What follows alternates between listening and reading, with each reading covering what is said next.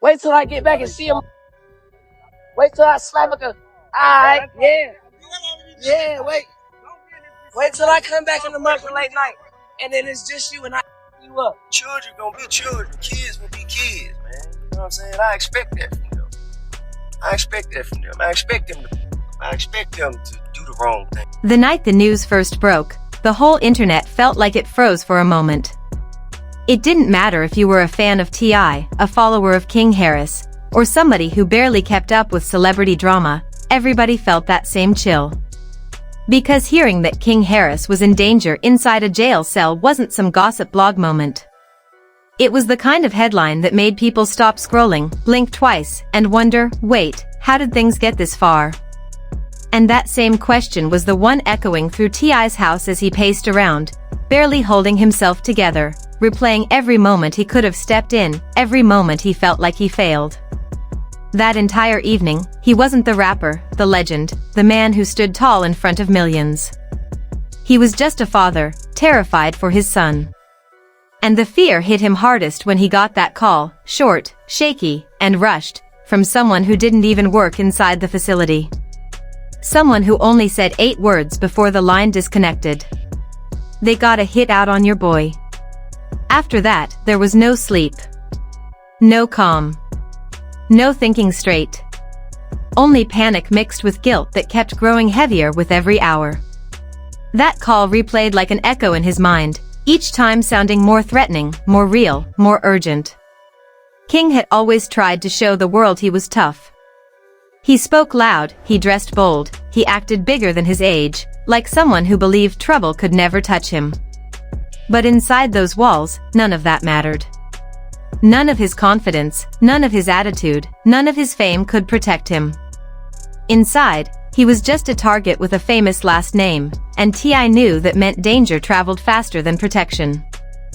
The first real wave of helplessness hit when he tried calling every contact he ever had, politicians, lawyers, old friends, old rivals, even people he swore he'd never speak to again. But when your child is in danger, pride becomes the weakest thing in the room. He left messages, he made threats, he begged. And still, every call ended without a solution.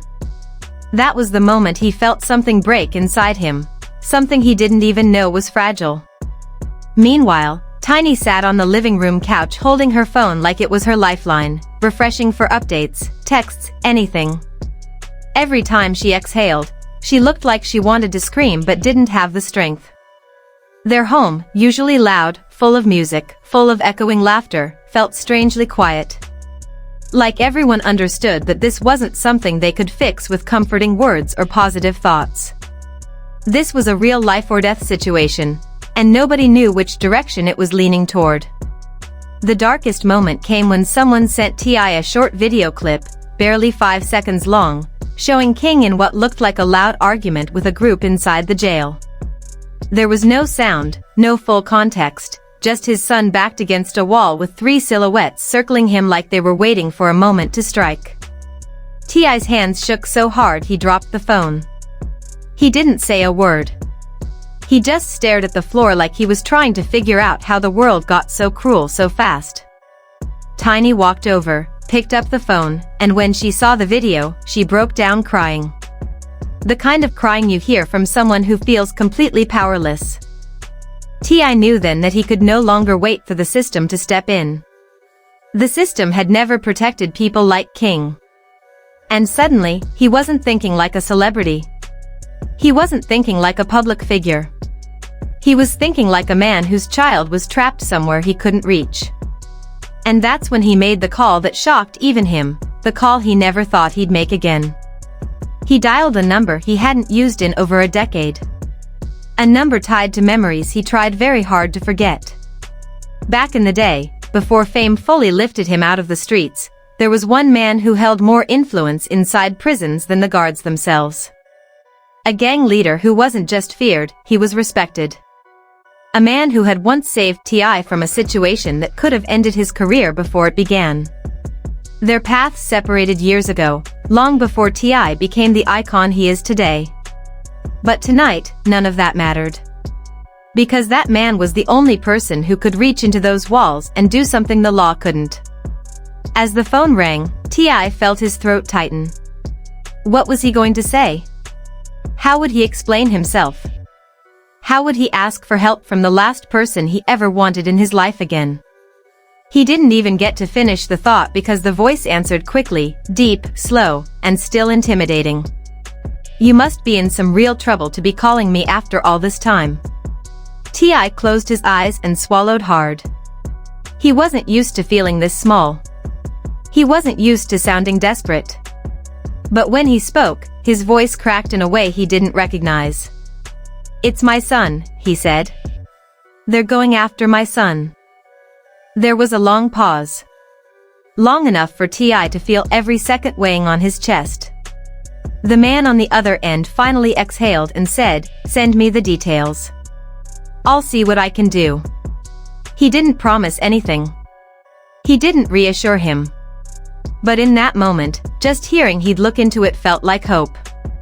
For the next hour, T.I. sat on the edge of his bed with his head in his hands, waiting for the phone to ring again. Every second felt like a minute. Every minute felt like an hour. And while he was drowning in anxiety, King, inside that jail, was facing a reality he never imagined he would. Every step he took, he felt eyes on him. Every sound behind him made him tense. The same people who laughed with him days ago now watched him like predators circling prey. Fame meant nothing behind those walls. If anything, it made things worse. King had always been confident, sometimes too confident, but now, he felt small. He tried to keep his voice steady, tried to keep his shoulders squared, but deep inside, he felt a kind of fear he didn't want to admit to anyone. There were whispers that he was easy money, that taking him down would earn someone stripes. Every time he walked to the phones, someone followed. Every time he sat down to eat, someone stared. And the moment he realized he couldn't even sleep without worrying who was awake around him, something inside him snapped. He thought about his father. How they always argued about the choices he made.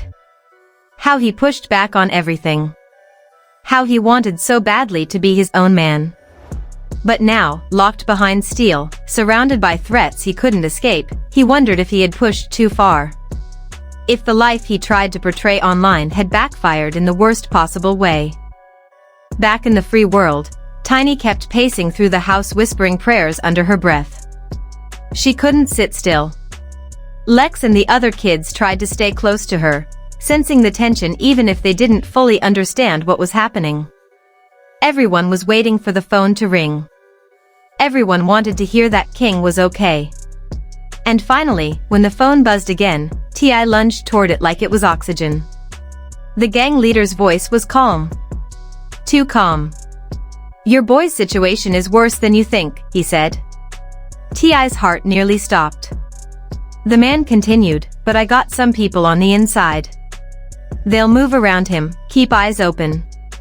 But this don't end with protection. Somebody wants to make an example out of him. Those words hit like a punch to the chest. T.I. didn't even realize he whispered, "Please, just don't let anything happen to him." There was silence on the other end again, heavy, uncomfortable silence. Then the man said something T.I. never expected to hear. "I'll watch over him. But you owe me." T.I. didn't even hesitate. "Whatever it is," he said. "I'll pay it. I'll do it." The man hung up without another word. At that same moment, King was sitting alone in his cell, trying to control his breathing. He heard footsteps outside, slow, heavy, deliberate. He felt the familiar chill of fear crawl up his spine. But when the door opened, he didn't see enemies. He saw two men he recognized from earlier, men who never spoke to him before. One of them nodded. "You're good. We got you." King didn't understand at first. But the second man added, "Your pops sent angels your way." King didn't know whether to laugh or cry as threats grew quieter but more calculated. T.I. spent sleepless nights hearing about danger brewing inside, while social media mocked, defended, and fueled the pressure. Then came confirmation: a gang affiliate was bribed to attack King.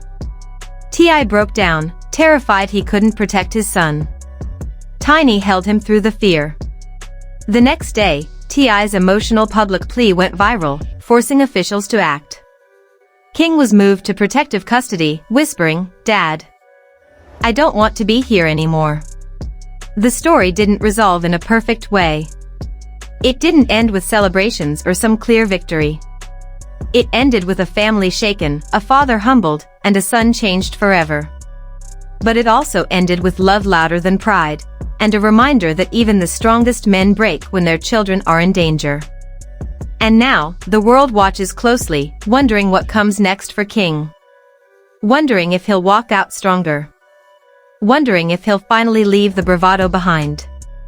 Wondering if the boy who wanted to act grown too fast finally understands the weight of real life. Because one thing is certain. Nothing about this family will ever be the same again.